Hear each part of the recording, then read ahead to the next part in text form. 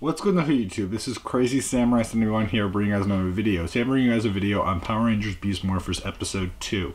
This episode is called Evox Revenge, and the episode was pretty good. I wouldn't say it was as good as episode 1, but it was still really good. Like, it's still keeping a lot of the momentum and excitement that I was already feeling for episode 1, and changing things, but it was done really well. So the episode basically starts with us seeing the cyber dimension. The cyber dimension is the dimension that Blaze and Roxy were sent to. In this dimension, they end up being this character known as Scrozzle. Scrozzle is an original villain. He does not exist in the Japanese show. He's brand new. He is an interesting villain, and he actually has this troop of Tronics. So he's actually the one that made these Tronics, which are the evil foot soldiers that Blaze will be using in the season. So it's going to be interesting to see how he works out. Now, what we also know is that he doesn't have a direct connection to Evox, but he does end up working with him because of Blaze and Roxy, it seems like. And what happens is that they actually end up meeting Evox in person this time, and Evox commands them to go out and attack and everything like that, and get Morphex energy, because they have some, but they don't have enough to really do anything substantial like bringing Evox into the real world. That's a goal that they want to have, which is being able to bring him out, because right now he's stuck in the computer as a computer virus. So what happens is that they need to collect more Morphex energy, so that they go down to Earth and collect it. What ends up happening is that we end up seeing that the Rangers are in their base, and they end up heading into this location where they're going to meet their B-Spots.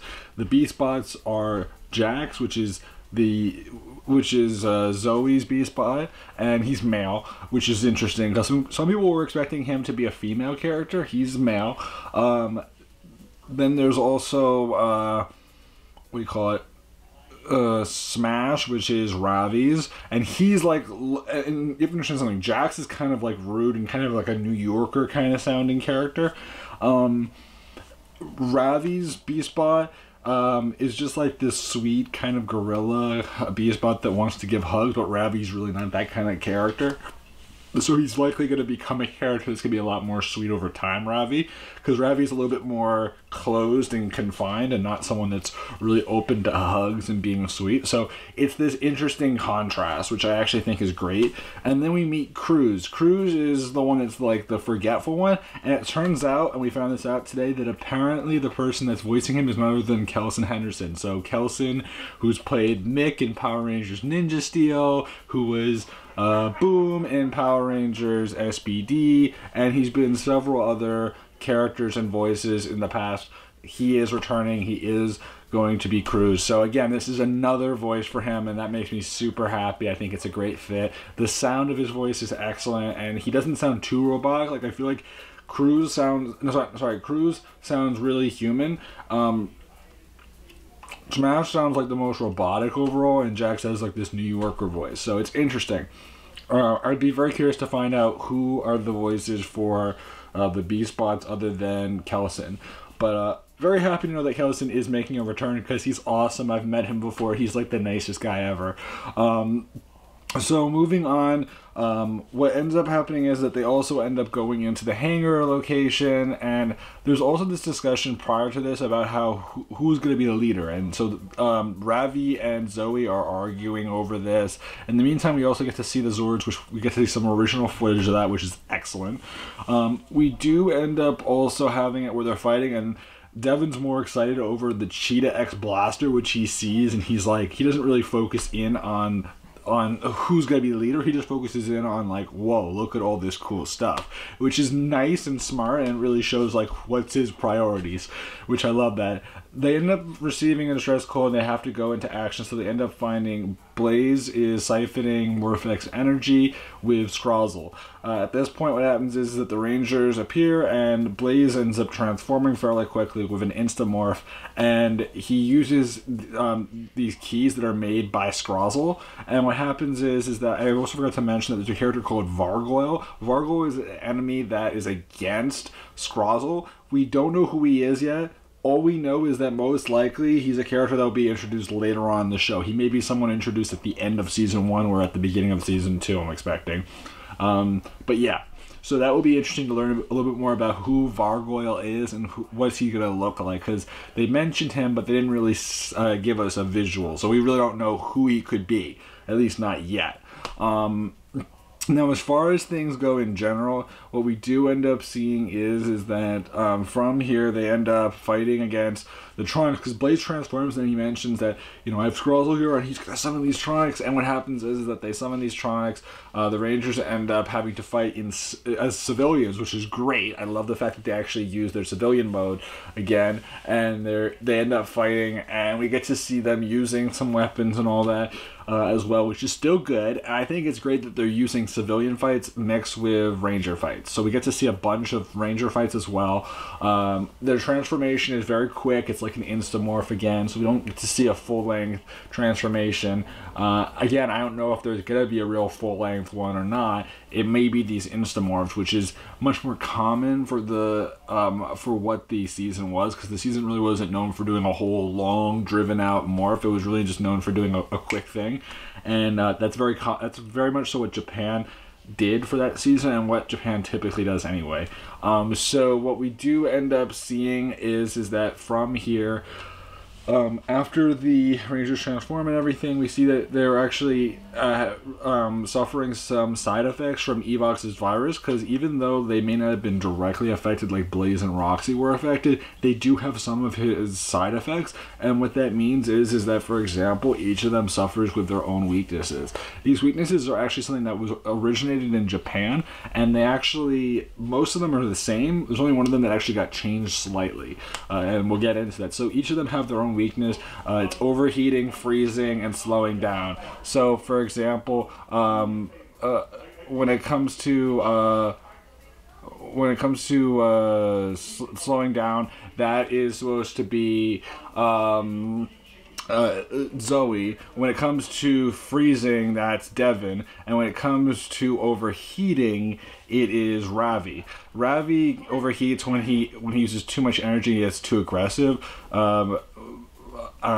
Zoe slows down when she runs out of energy, and Devin freezes when he sees a dog, or when he sees any kind of dog. It used to be in Japan that he would freeze when he would see a chicken. In Japan, that's what it used to be. It was anytime that he saw a chicken, he would freeze. But in this case, he freezes when he sees a dog. And they actually give a real explanation in the show as to why they have these side effects, which is better than what they ever did in Japan. So that's something that's actually appreciated by most of the fan base in general, that they are actually giving an explanation. I think that that's great. And it's a much more fitting fear that it be a dog versus it being a chicken, because what happens is he actually freezes when he sees a dog digging in the dirt.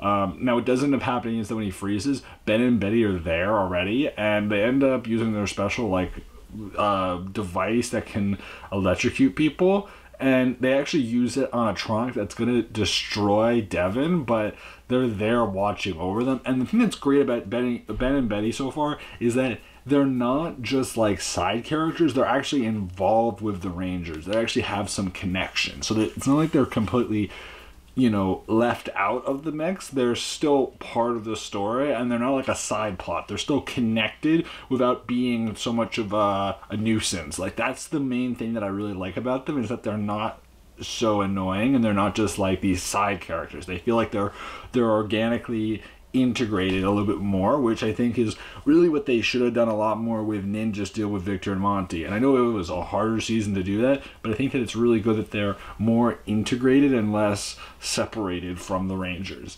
I think that's really what's important about this. So what we do end up seeing is that they end up rescuing Devin, and Devin eventually manages to unfreeze.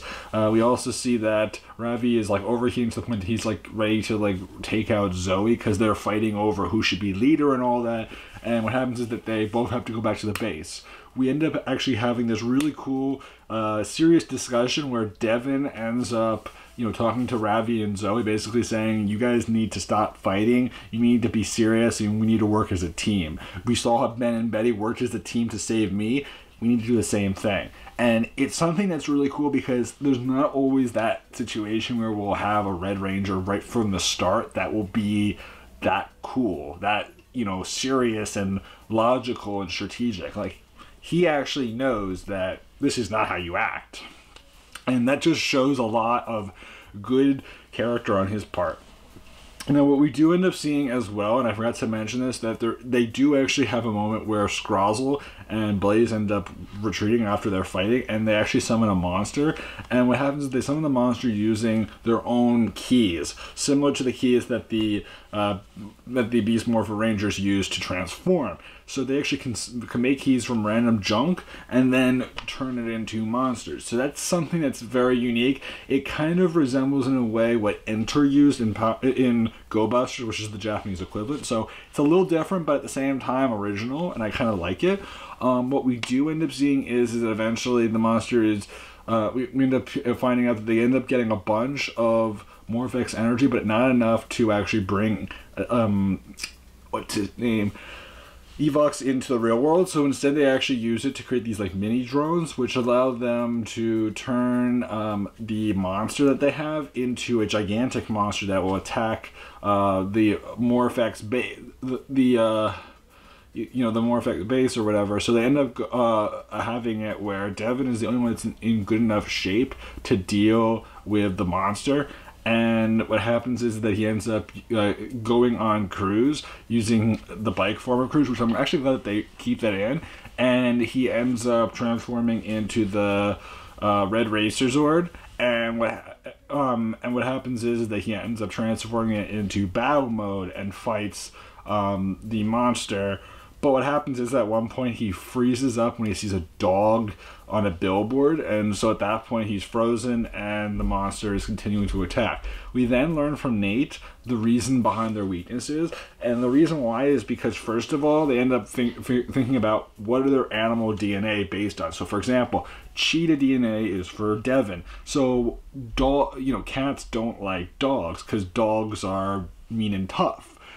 So it makes them scared. You know, it makes a lot of sense right there. Zoe, for her, she needs to eat carrots, and then she'll, instead of being slowed down, she'll be sped up because she's a jackrabbit. She has jackrabbit DNA, which means that, like, you know, rabbits like carrots, so she gets a boost of energy when she eats carrots.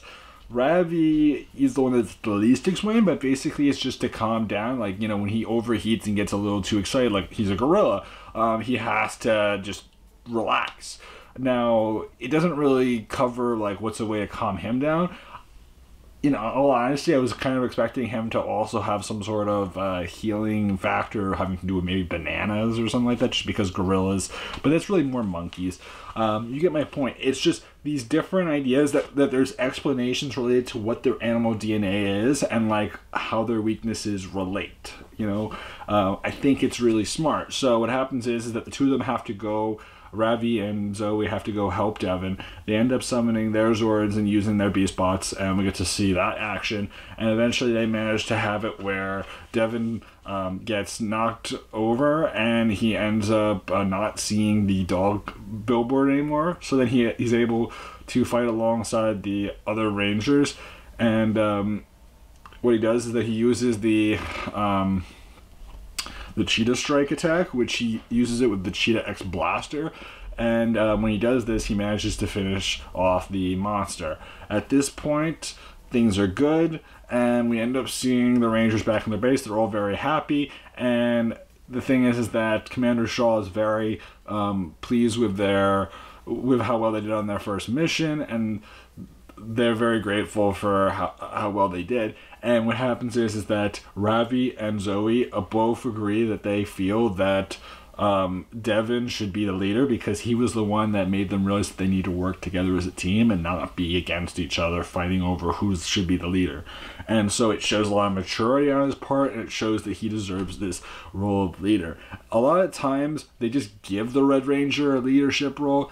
I like the fact that they actually made it so that he had to prove himself by showing his personality and his attitude about a situation regarding who should be leader, and how he wasn't someone that was jumping right away into becoming leader. He was more like he proved it to them that he deserved it. And in the end, what ends up happening is that Smash ends up saying, I think we all need a hug. And so at that point they all go in for a hug, and Ben still has like his electric zapping device, and he actually zaps all of them, and it leads to a laughter, and the episode pretty much ends. So overall, my opinions of this episode were, it's pretty good. I like the B spots. I'm really happy that Kelson Henderson is returning to do something with the show, even if it's just voice acting. I think that that's great. I mean, the fact that he's going to be a B spot is excellent, because that means that he'll be used in like a ton of episodes for Beast Morphers, even if it's just for ADR, which is like the audio sound stuff that they do. That still is great. I think that that's awesome, and I'm looking forward to seeing what how this season's gonna work out. I am looking forward to also seeing eventually Roxy getting into the fight a little bit more, because this episode only showed off Blaze. It didn't really show off Roxy, other than like maybe a few seconds here and there. She really wasn't the focus for this one. But again, I like the fact that like Blaze knows who they are, and it's not like, even though there's a copy of him, it's not like he lost any memories. He still has all of his memories intact, so he still knows that Devon's someone he can't stand. So that will be very interesting to see, and I'm looking forward to finding out more about the show. Who is Vargoyle?